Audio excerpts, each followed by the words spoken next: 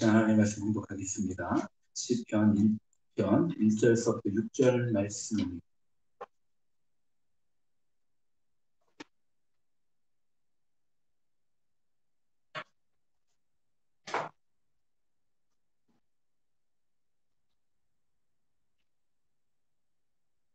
시편 1편입니다. 1절서부터 6절 말씀 6절이니까 우리 같이 공독하겠습니다. 시작.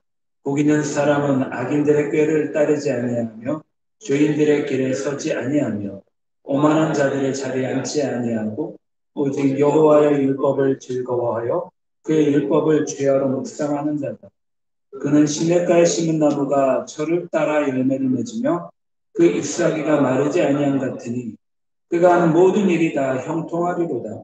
악인들은 그렇지 아니하며 오직 바람에 나는 겨와 같도다. 그러므로 악인들은 심판을 견디지 못하며 죄인들이 의인들의 모임에 들지 못하리로다. 무릇 의인들의 길은 여호와께서 인정하시나 악인들의 길은 망하리로다. 아멘. 잠시 교회 소식 전해드리겠습니다. 11월 네 번째 주일입니다. 네 번째 주일 예배도 온라인 예배와 대면 예배로 같이 드립니다. 잘 아시다시피 코로나19가 1.5단계로 격상이 되었습니다. 우리 성도님들 개인 위생 수칙을 철저히 잘 지켜서 코로나로 말미암아 어려움 당하지 않기를.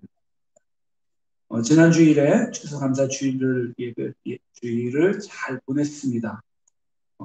정말로 이 주일 예배를 위해 수고하시고 애써주신 남성교회, 여성교회 회원님들과 또 성도님들께 감사를 드립니다. 다음 주 11월 29일 주일날 오전 예배 끝나고 교회 운영회의로 잠시 모이겠습니다. 교회 운영위원 회원들께서는 그날 꼭 참석해 주시기를 바랍니다. 교회 여러 예배 기관들 항상 보시면 아시겠지만 꼭 기도해 주시고 신경 써주시고 관심 가져주시고, 그래서 코로나가 끝나면 종식이 되면 우리 교회 가운데 어떻게 더 풍성하게 우리 교회 여러 기관들이 잘할 수 있을까, 성장할 수 있을까, 성숙할 수 있을까 고민해 주시고 기도해 주시기를 바랍니다. 또한 많은 어려움을 당하고 있는 선교사님들이 계십니다. 특별히 관심과 기도 또한 부탁드리겠습니다. 이제 우리가 찬양 한 곡 같이 좀 했으면 좋겠습니다. 주님 말씀하시면 아마 잘 아실 것입니다. 이 찬양 들으시면서 우리가 주님의 마음을 좀 더 깊이 알아가는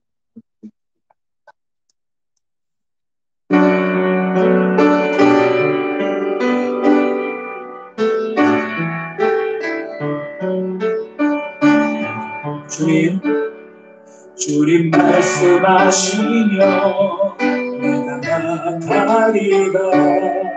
주님 뜻이 아니며 내가 멈춰 서리라. 나의 가고 서는 곳 주님 뜻에 있으니 주님 나를 이끄소서. 한 번 더 합니다. 주님 말씀하시며 내가 나가리라. 주님 뜻이 아니라 내가 멈춰 서리라. 날 가고 서는 곳 주님 뜻에 있으니 주님 나를 이끄소서. 뜻하신 그곳에 나의 길 원합니다.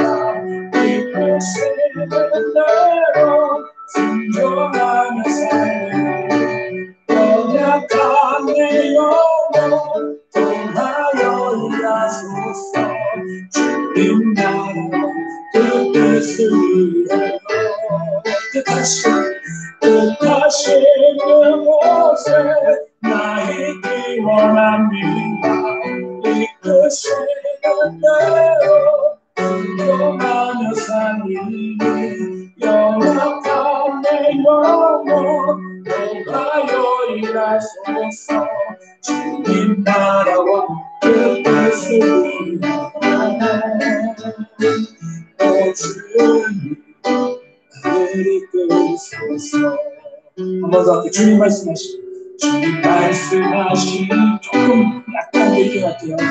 가리다 주님 뜻이 아니면 내가 멈춰서리다 나의 과거 서는 것 주의 뜻에 있으니 오 주님 나를 이끄소서. 한 번 더 합니다. 주님 말씀하시고 주님 말씀하시고 나가리다 주님 뜻이 아니면 내가 멈춰서리다 나의 가고 서는 것 주님 뜻에 있으니 오 주님 나를 이끄소서. 뜻하신 그곳에 나를 있기 원합니다. 이끄시는 대로 순종하며 살리는 연약한 내 영혼 돌아여 일하소서. 주님 나라 그 뜻을 위하여 뜻하신 그곳에 나를 있기 원합니다. 이끄시는 대로 순종하며 살리는 연약한 내 영혼 돌아여 일하소서. 주님 나라 그 뜻을 위하여 오 주님 나를 이끄소서. 오 주님 오 주님 나를 이끄소서. 한번 더 오 주님 오 주님 나를 이끄소서. 아멘. 찬양의 고백처럼 주님께서 우리 가운데 말씀하시고 감동하시며 우리가 주님 앞에 순종함으로 나아가는 우리 성도님들이 되시기 바랍니다. 찬양의 고백이 정말로 우리 삶의 고백이 되고 오늘 주일 아침에는 말씀 묵상의 능력이라는 제목으로 하나님의 은혜를 나누는 시간이 되기를 바랍니다.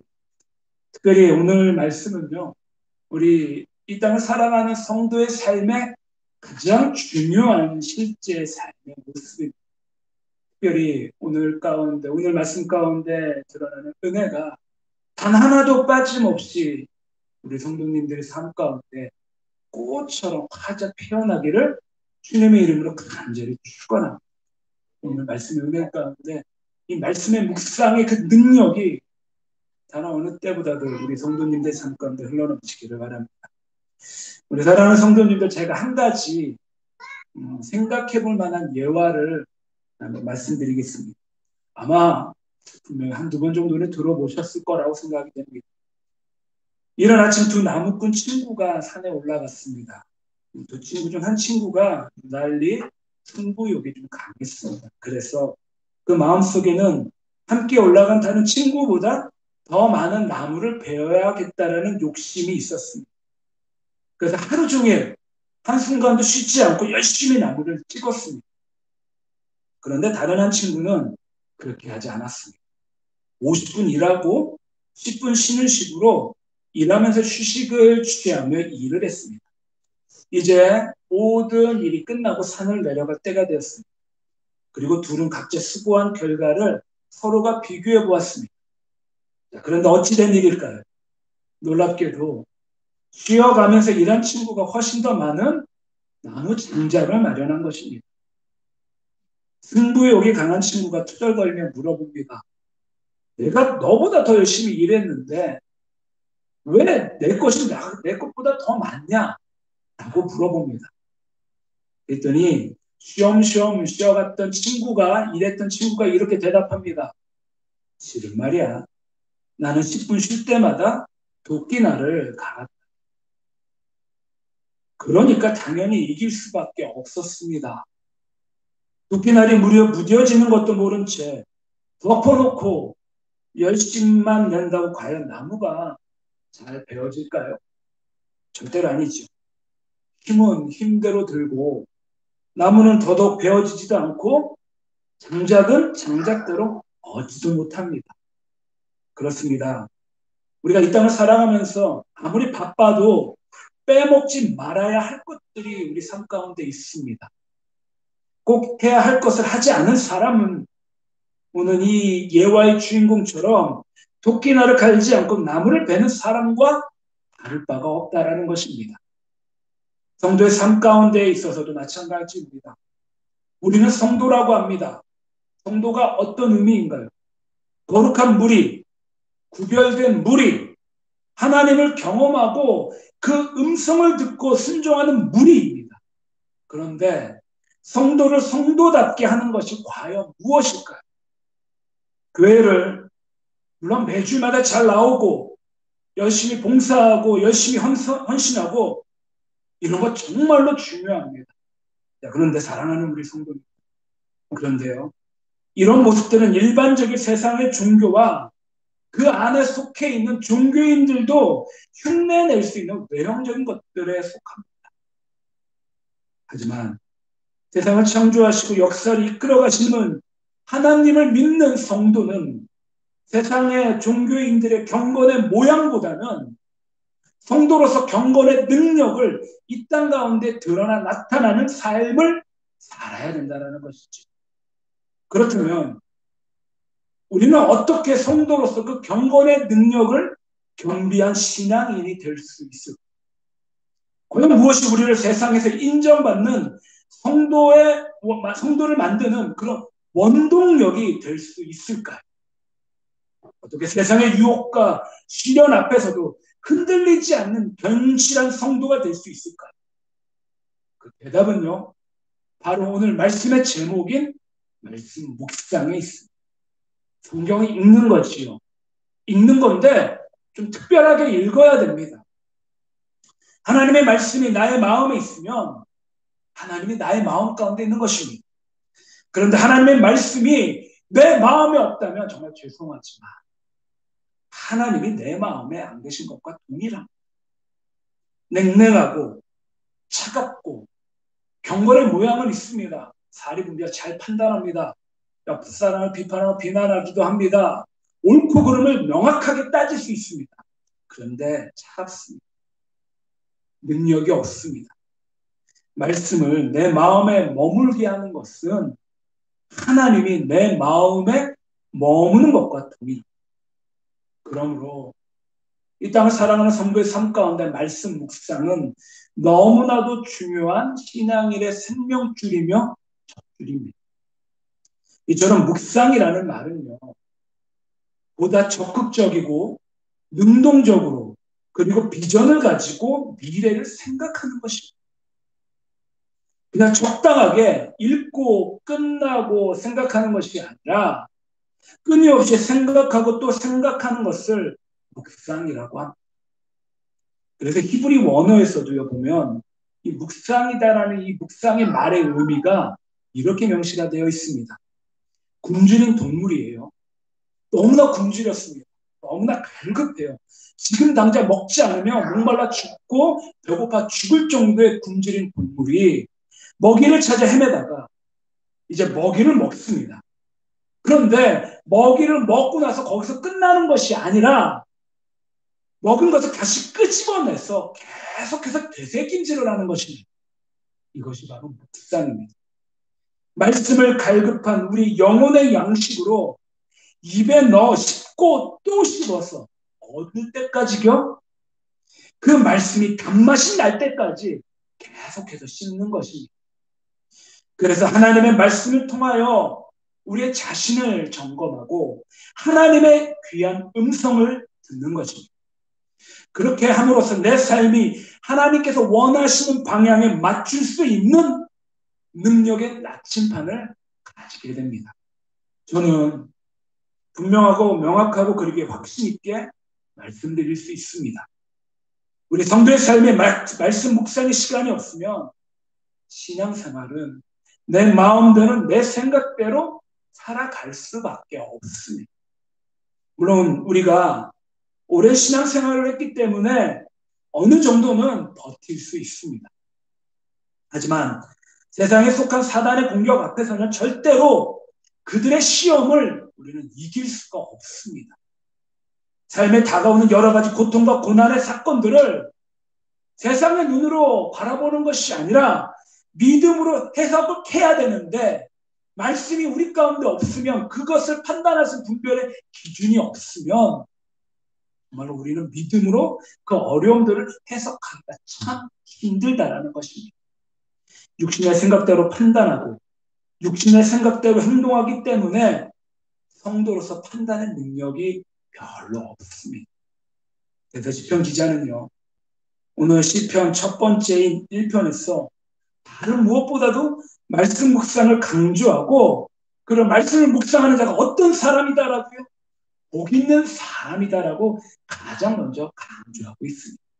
말씀 묵상, 이것은 우리가 그리스도인으로서, 우리가 성도로서 살아가는 가장 근본적인 힘을 제공해 줍니다. 이것은 복 있는 사람입니다. 또한 시냇가에 심은 나무처럼 철을 따라 열매를 맺고 그 잎사귀가 마르지 않은 것 같습니다. 분명 삶의 외형도 풍성함을 약속하고 있습니다. 그리고 그가 하는 일마다 다 형통케 되는, 즉 하나님과 동행하는 삶을 살 수 있다라고 명확하게 우리 가운데 말씀하고 계십니다.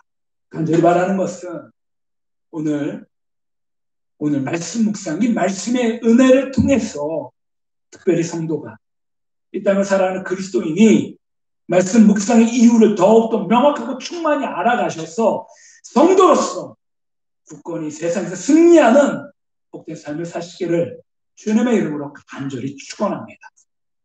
그냥 첫 번째는요, 짧게 한 4가지 정도만 나누는 시간이 되길 바랍니다. 말씀 묵상을 통해서 성도의 믿음이 성숙이 됩니다. 성도의 믿음이 성장이 되지요. 로마서 10장 17절에 그러므로 믿음은 들음에서 나며 들음은 그리스도의 말씀으로 말미암느니라. 많이 들어보셨어요. 그죠? 말씀을 묵상한다라는 것은 날마다 살아계시고 역사하시는 하나님의 말씀을 듣는다라는 것을 의미합니다. 그리고 그 말씀을 들을 때 우리 영혼이 깨어납니다.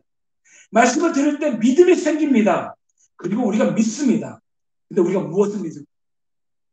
이 믿음의 대상과 내용이 과연 무엇인가요? 바로 하나님과 하나님의 말씀입니다. 그러므로 말씀이 없으면 믿음은요, 나의 신념, 자기의 신념에 불과합니다. 신념은 어느 한계에 부딪히면 무너질 수밖에 없습니다. 근데 놀랍게도 말씀을 묵상하는 복 있는 사람은 믿음의 한계에 부닥쳐도요, 절대로 흔들리지 않습니다. 1절에 복 있는 사람은 악인들의 꾀를 따르지 아니하며 죄인들에게 서지 아니하며 오만한 자들의 자리에 앉지 아니하며. 우리가 믿는다라는 것, 하나님과 하나님의 말씀을 믿는다라는 것은 하나님과 그분의 말씀을 믿기 때문에 악인들의 꾀를 따르지 않고 말씀이 있으면 죄인들의 길에 절대로 가지 않습니다. 오만한 자의 자리에도 앉지 않습니다. 왜 그렇습니까? 왜 그럴까요? 우리를 향한, 성도를 향한 하나님의 뜻을 우리 명확하게 분별할 수 있기 때문이죠. 하나님의 말씀이 있기 때문에 흔들리지 않고 절대적인 확신을 갖습니다. 이처럼 성도의 삶이, 우리의 믿음이 성장하기 위해서는 무엇보다도 절대적으로 하나님의 말씀의 묵상함이 필요하다는 것입니다. 그것을 통하여 우리 성도의 삶이, 믿음이 성장하고 자라갑니다. 특별히 베드로전서 2장 2절에 이렇게 말씀하십니다. 갓난 아기들과 같이 순전하고 신령한 젖을 사모하라. 이는 그로 말미암아 너희로 구원에 이르도록 자라게 하려 합니다. 여기서 말하고 있는 순전하고 신령한 젖은 말씀을 의미합니다. 마치 아기가 엄마의 젖을 먹고 성장하고 자라가는 것처럼 성도인 우리는 다른 그 어떤 것보다도 하나님의 말씀을 통하여 구원에 이르도록 성숙하고 성장해야만 합니다. 뿐만이 아니라 디모데후서 3장 15절에 또 내가 어려서부터 성경을 알았나니 성경은 능히 너로 하여금 그리스도 예수 안에 있는 믿음으로 말미암아 구원으로 이르는 지혜가 있게 하느니라.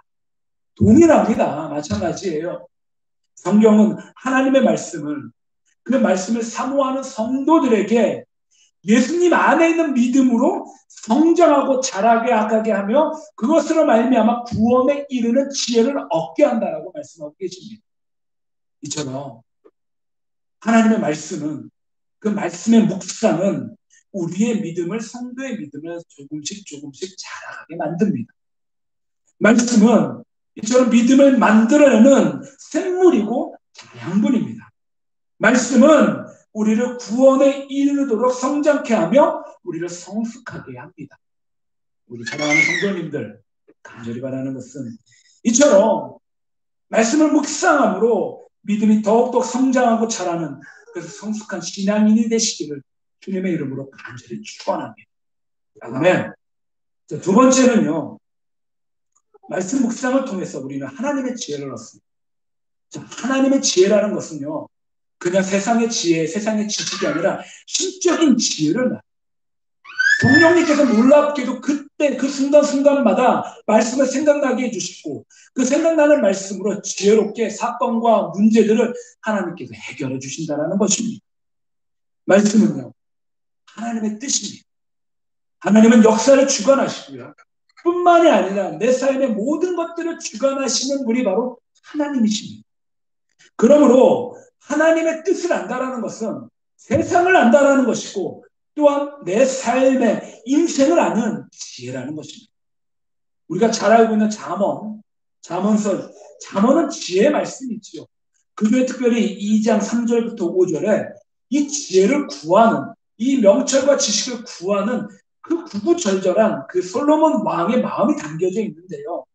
지식을 불러 구하며 명철을 얻으려고 소리를 높이며 은을 구하는 것 같이 그것을 구하며 감추인 보배를 찾는 것 같이 그것을 찾으면 여호와 경외하기를 깨달으며 하나님을 알게 되리니. 자, 성경의 잠언서는 이스라엘의 위대한 지혜와 솔로몬이 지은 성경입니다. 솔로몬은 하나님으로부터 지혜를 받은 사람이었습니다. 그럼 그가 말합니다. 뭐라고 합니까? 지식을 불러 구하며 명철을 얻으려 소리를 높이라고 합니다. 여기서 지식과 명철은 곧 지혜를 의미합니다. 또한 지혜와 명철, 지혜를 구할 때 은을 구하는 것처럼 구하며 감추인 보배를 찾는 것 같이 찾으라고 합니다. 지혜가 얼마나 귀하고 지혜가 얼마나 소중하기에 지혜의 왕이었던 솔로몬이 이렇게 소리를 높여 구하고 찾으라고 했을까? 얼마나 값진 것이었기에 너의 사모하는 모든 것으로도 이에 비교할 수 없다라고 했을까요? 사랑하는 성도님들, 지혜는요, 단순한 지식이나 이론적인 학문이나 세상의 이데올로기나 세상의 철학이 아닙니다. 지혜는 옳고 그름을 분별할 수 있는 능력이고 그것을 우리 일상 삶 가운데 적용할 수 있는 능력을 말합니다. 그럼 우리는 하나님께로 받은 그 지혜를 통해서 우리를 향한, 우리 인생을 향한 하나님의 그 놀라운 뜻을 분별할 수 있고 하나님을 경외할 수 있고 세상에서 구별된 성도죠. 구별된 무리의 그 성도의 삶을 살 수 있습니다. 이처럼 지혜는요, 어떤 것이 선이며 어떤 것이 악인지를 구별할 수 있는 능력을 말합니다. 사랑하는 성도님들, 세상 사람들은 지혜가 없으므로 멸망을 향해 달려갈 수밖에 없습니다. 자신이 죄인인 줄 깨닫지도 못합니다. 그러므로 우리는 반드시 지혜를 얻어야 합니다. 분별하는 지혜, 구별하는 지혜를 우리는 얻어야 합니다. 그러면 어떻게 우리는 이 지혜를 얻을 수 있을까요? 어떻게 세상의 것과 어떻게 하나님의 것을 구별할 수 있을까요? 어떻게 겸손하고 항상 주님의 그 뜻에 맞는 걸맞는 삶을 살 수 있을까요? 본문 2절 말씀은 지혜를 얻는 방법을 다음과 같이 기록하고 있습니다. 2절에 보니까 오직 여호와의 율법을 즐거워하여 그 율법을 주야로 묵상하는 자로다. 한 번 더 제가 봉독하겠습니다. 여호와의 율법을 즐거워하여 그 율법을 주야로 묵상하는 자로다. 제가 오늘 말씀 1절과 2절을 올려놨는데 주보에 올려놨는데 꼭 시간 날 때마다 많이 묵상하시고 바로 말씀 묵상을 통해서 우리는 하나님을 만납니다. 하나님의 그 뜻을 발견하고 하나님께서 기뻐하시는 선택이 무엇인지를 우리는 알 수 있습니다. 그러므로 묵상하는 자는요, 악인의 죄에서 자유로울 수 있습니다. 죄인의 길에 서지 않을 수 있습니다. 오만한 자의 자리에도 앉지 아니하는 지혜를 얻게 됩니다. 우리가 깊은 묵상의 바다로 나아갈 때만이 이런 놀라운 신적인 능력, 지혜를 얻게 됩니다. 이제는 우리가 가지고 있는 인간적인 조급한 판단들, 생각들을 잠시 뒤로 하시고 과연 우리를 향한 하나님의 뜻이 무엇인가를 말씀을 통하여 묵상하시기를 바랍니다. 내 자신의 지식과 지혜를 의지할 때는 우리 삶은 실수할 수밖에 없습니다. 실패할 수밖에 없지요. 오류에 빠지기 쉽습니다. 하지만 우리가 주님을 의지하면 세상에서 가장 지혜로운 선택과 결단을 할 수가 있습니다. 간절히 바라는 것은 말씀 묵상을 통해 하나님의 지혜를 풍성히 받아 누리시는 성도의 삶이 되시기를 간절히 축원합니다. 아멘. 자, 세 번째는요. 말씀 묵상을 통해서 우리가 예수님의 성품을 닮아가고 그 성품에 걸맞는 열매를 맺을 수 있습니다. 누구를 닮아간다고요? 예수님의 모습을 닮아간다. 그러니까 우리는 예수님 짝이라고 하고 우리를 그리스도인이라고 하잖아요. 섹스피어가 인격에 대하여 이와 같은 말을 했습니다. 꽃에 향기가 있듯이 사람에게도 품격이라는 것이 있다. 꽃도 그 생명이 생생할 때 향기가 신선하듯이 사람도 그 마음이 막지 못하면 품격과 인격을 보존하기 어렵다. 그런 것 같습니다. 어떤 사람에게는요, 좋은 향기가 납니다. 그 사람 주변에 사람들이 많이 보여요. 항상 즐겁습니다. 행복하면 사람들을 편하게 해주죠. 또 어떤 사람에게는요, 고약한 악취가 납니다. 이것은 물리적인 냄새를 의미하는 것이 아니라 그 사람이 가지고 있는 행태를 의미합니다. 무엇 때문인가요? 바로 그 사람의 인격이지요. 인격.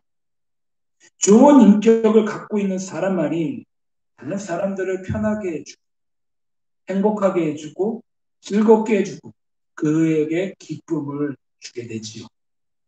반면에 아무리 많은 높은 학식을 가지고 있고 높은 자리에 앉아있는 사람이다 할지라도 인격을 갖춰주지 않으면 악취만 날 뿐이죠. 그리고 이런 사람이 요즘 말하는 갑질을 하는 그런 사람, 그런 분들이라고 생각합니다.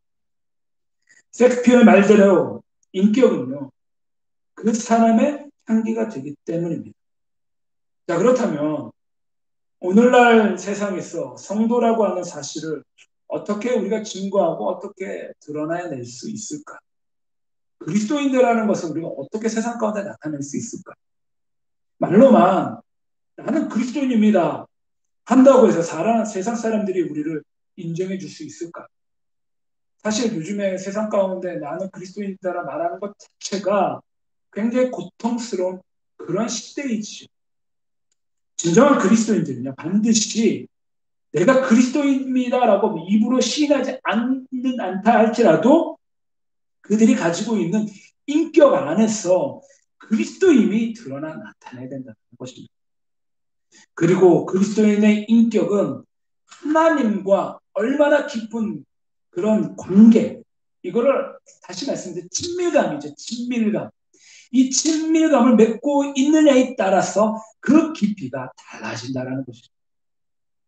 그러게 우리는 매일매일 이런 힘을 공급받아야 합니다. 주님의 음성을 들어야 하고 주님의 인도하심을 받아야 하고 생명의 근원이 되시는 주님 앞에 그 안에 우리는 반드시 속해 있어야만 합니다. 그래서 예수님께서는 이렇게 말씀하셨어요.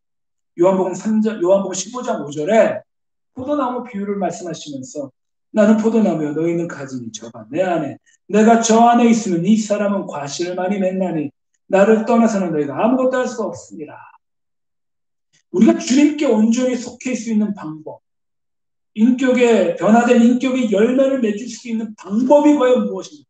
분명 주님 앞에 잘 붙어 있어야 되는데 붙어 있어서 그 능력을 우리가 공급받는 방법이 무엇입니까? 바로 말씀의 깊은 묵상 가운데 있다라는 것입니다. 묵상을 통해서 우리는 예수님과 깊이 교제합니다. 예수님으로부터 우리는 양분을 공급받게 됩니다. 성도는 이 땅을 살아가면서 내 힘으로 살아가는 것이 아닙니다. 제가 지난주에 좀 많이 몸이 아팠습니다. 아팠는데 몸에도 힘이 빠지니까 놀랍게도요. 주님을 더 많이 깊이 묵상할 수 있는 그런 시간이 될 수 있더라고요. 나는 때보다도 더 많이 주님을 바라보고 나의 육신의 연약함 때문에 주님 더 많이 기도하게 되고 그래서 차라리 몸이 아픈 것이 하나님의 깊은 은혜, 하나님의 깊은 은혜 가운데 들어가는 그러한 시간이었다라는 것입니다. 성도는 주님이 주시는 능력으로 살아가야 됩니다. 생각해 보시기 바랍니다. 깊은 말씀의 묵상을 통하여 주님과 동행하는 삶이, 동행하는 성도가 어떻게 이웃들에게 쉽게 화를 낼 수 있을까요? 어떻게 이웃을 용서하지 않을 수 있을까요? 어떻게 형제와 화평하지 않을 수 있을까요? 그럴 수밖에 없습니다. 왜요? 주님의 마음을 알기 때문에.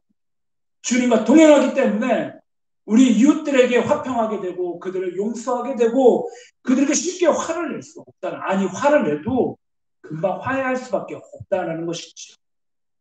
묵상하는 자는 주님의 인격을 닮아가는 사람입니다. 그러므로 묵상하는 자는 삶에서 많은 과실을 맺을 수 있습니다. 바울의 고백처럼 선한 능력을 가지게 됩니다.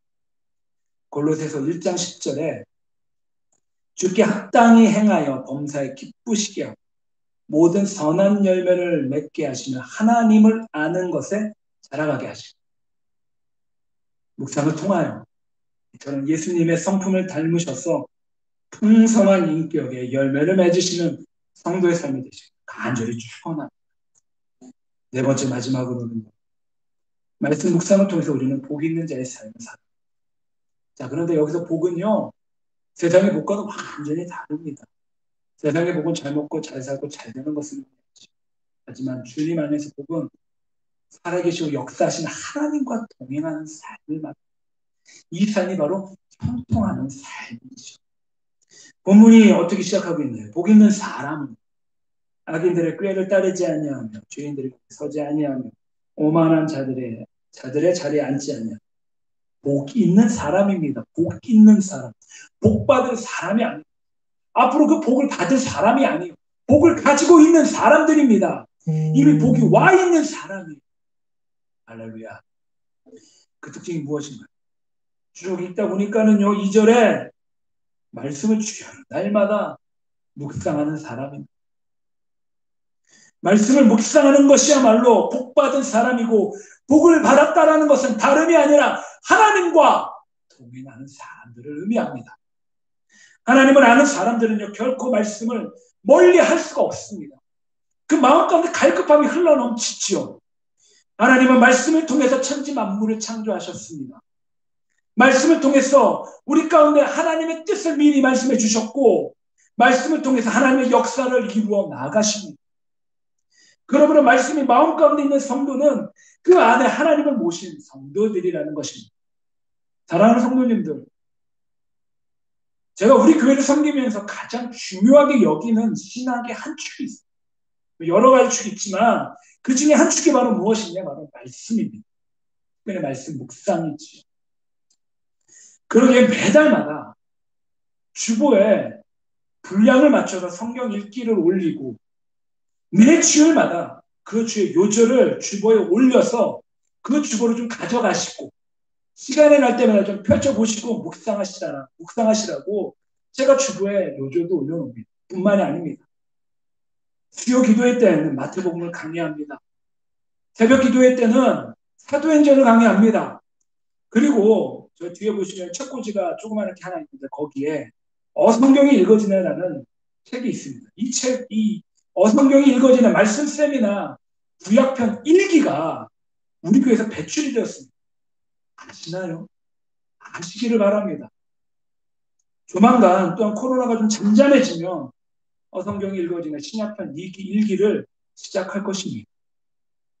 우리 교회에 이처럼 복이 있는 성도님들, 그런 복받은 성도님들의 삶이 다른 무엇보다도 풍성하게 더욱 흘러넘치기를 바랍니다.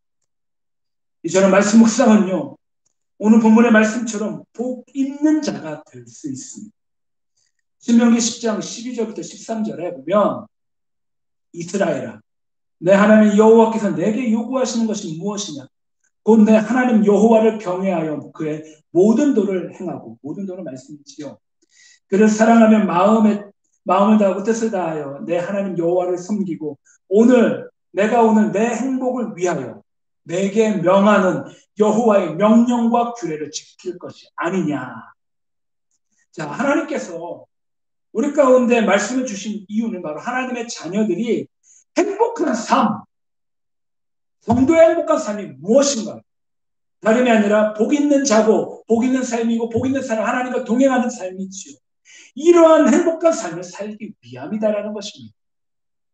하나님을 묵상하는 자에게 주시는 유익의 네 번째가 바로 이러한 복입니다. 복 있는 자, 하나님과 동행하는 자, 형통하는 자, 이러한 삶이지요. 오늘 보면 2절부터 3절에 오직 여호와의 율법을 즐거워하여 그 율법을 주야로 묵상하는 자로다. 그는 시냇가에 심은 나무가 철을 따라 열매를 맺으며 그 잎사귀가 마르지 아니함과 같으니 그가 하는 모든 일이 다 형통하리로다. 네.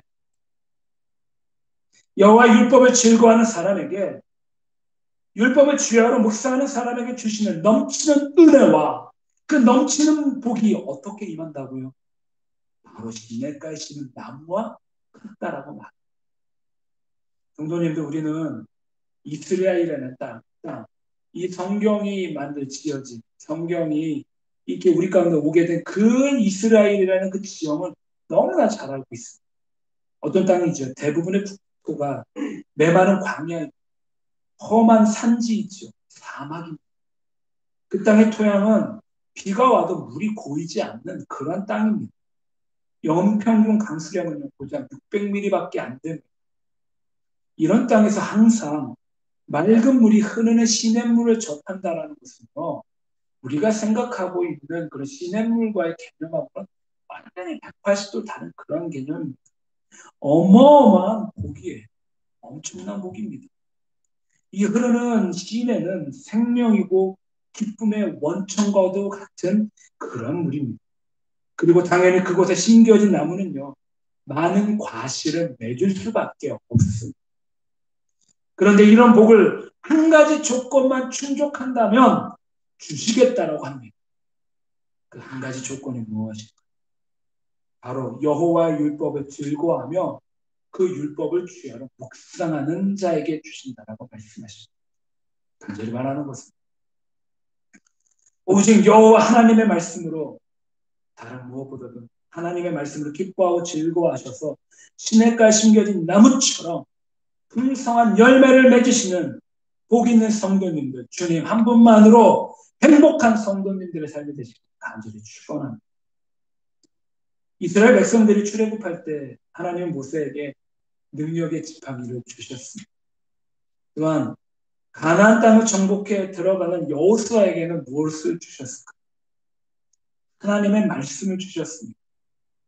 여호수아서 1장 8절에 보니까 이 율법책을 내 입에서 떠나지 말게 하며 주야로 그것을 묵상하여 그 가운데 기록한 대로 다 지켜 행하라. 그리하면 내 길이 평탄하게 될 것이라. 내가 형통하리라. 놀랍게도 말씀 묵상의 마지막은 형통하게 하게 될 것이다라고 성경 우리 가운데 이야기하고 계십니다. 여호수아가 그 가나안 땅을 정복하게 되면서 형통하게 할 수 있었던 원인은 그가 바로 말씀을 묵상하는 사람이었기 때문입니다. 주야로 하나님의 말씀을 묵상하면서 하나님의 능력을 삶 가운데 경험했었고 하나님의 인도하심을 받았습니다. 하나님이 주시는 지혜를 얻었고 그것으로 말미암아 하나님의 음성을 들었습니다. 하나님의 사람이 형통할 수 있는 길은 오직 하나님의 방법을 순종할 때 얻어집니다. 그리고 그 방법은 다름이 아니라 말씀 묵상을 통하여 주어지는 복입니다. 사랑하는 성도님들, 다윗도 또한 솔로몬도 말씀을 묵상하는 가운데에서 수많은 신적인 지혜를 얻었습니다. 말씀 묵상은요, 한두 번 형통하고 나면 그런 일회용 복이 절대로 아닙니다. 그것은 영원히 형통한 자가 되고 복 받는 자가 되는 길입니다. 존재가 바뀝니다. 존재 자체가 넉넉한 사람이 됩니다. 그래서 형통과 복이 그를 저절로 따라가게 됩니다. 오해하지 않길 바랍니다. 형통과 복은 하나님과 동행하는 삶을 의미합니다. 이것이 말씀 묵상을 통해 주시는 하나님의 끊임없는 복입니다. 사랑하는 성도님들, 아까도 제가 초반에 말씀드렸지만 우리는 예수님을 닮아가야 되는 예수님 짤이 그리스도인입니다. 크리스천입니다. 예수님의 생애는 어땠습니까? 예수님의 생애는 말씀 그 자체였습니다. 예수님은 말씀을 사랑하셨고 읽으셨고 끊임없이 묵상하셨습니다. 오죽했으면 예수님께서 12살에 성전에 들어가셔서 선생들과 함께 말씀을 듣기도 하고 묻기도 하셨습니다. 또한 성경을 암송하셨습니다. 얼마나 성경을 암송하셨는지 예수님께서 십자가에 돌아가시면서 십자가 상에서 하셨던 7가지 말씀 중에 제일 마지막 가상칠언 제일 마지막 엘리 엘리 라마 사박다니의 말씀이 바로 시편 22편 1절의 말씀, 내 하나님이여 내 하나님이여 어찌 나를 버리셨나이까. 이 말씀을 암송하셨고 예수님께서 돌아가셨습니다. 예수님은요 3년 만에 공생의 기간 동안 구약에 기록된 자신에 관한 말씀을 단 하나도 빠짐없이 다 따라가 사셨던 분이 바로 예수님이셨습니다. 이처럼 말씀은요, 말씀에 묵상한 신앙인들의 선택이 아닙니다. 해도 그만, 안 해도 그만이 아닙니다. 반드시 해야만 하는 필수 조건입니다. 말씀 묵상이 없이는 결코 성도의 믿음이 성숙이 될 수도, 하나님의 음성을 들을 수도, 하나님과 동행할 수도 없습니다. 뿐만이 아닙니다. 말씀 묵상을 통해서 우리 가운데 주시는 많은 복들이 있습니다. 하나님의 복을 받을 수도 없고 하나님의 그 놀라운 형상을, 그 모양을 이 땅 가운데 회복할 수도 없다라는 것입니다. 말씀 묵상하는 자가 받는 복은 궁극적으로 주님의 모습을 닮아가는 것입니다. 주님을 닮아가고 그 닮아감으로 말미암아 이 땅 가운데 주님의 향기가 우리를 통하여 세상 가운데 드러나 나타납니다. 그리고 주님의 모습으로 거룩하게 성화가 되는 것입니다. 얼마나 놀라운 복입니까? 얼마나 영광스럽고 얼마나 아름다운 복일까요? 이 복이 바로 어디서부터 시작이 된다고요? 말씀 묵상으로부터 시작이 된다는 것입니다. 그러므로 간절히 바라는 것은 사랑하는 우리 믿음의 성도님들, 매일의 삶 속에서 다른 무엇보다도 주님의 말씀을 묵상하고 또 묵상하셔서 거룩한 성도의 삶을 사시기를 예수님의 이름으로 간절히 축원합니다. 아멘. 기도하겠습니다.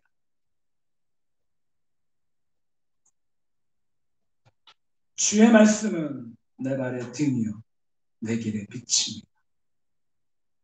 청년이 무엇으로 그 행실을 깨끗게 할 수 있을까요? 오직 주의 말씀뿐입니다. 주님 감사합니다. 주님 사랑합니다. 우리에게 주님의 말씀, 하나님의 말씀을 주셨어. 그 말씀이 우리 마음과 우리 생각과 우리 입술 가운데 떠나지 않기를 바랍니다. 그래서 다른 무엇보다도 말씀 묵상을 통하여 우리의 신앙이 더욱더 자라가는 그곳 가운데 주님의 그 지혜가 임하고 임하는 그곳 가운데 예수님의 성품을 닮아가고 그래서 복 있는 자의 삶, 형통하는 자의 삶, 하나님과 동행하는 그런 성도의 삶이 되게 주시옵소서. 그래서 주님의 마음을 알고 세상을 밝히 보고 주님과 더욱더 동행하는 거룩한 무리 성도의 삶이 되게 하옵소서.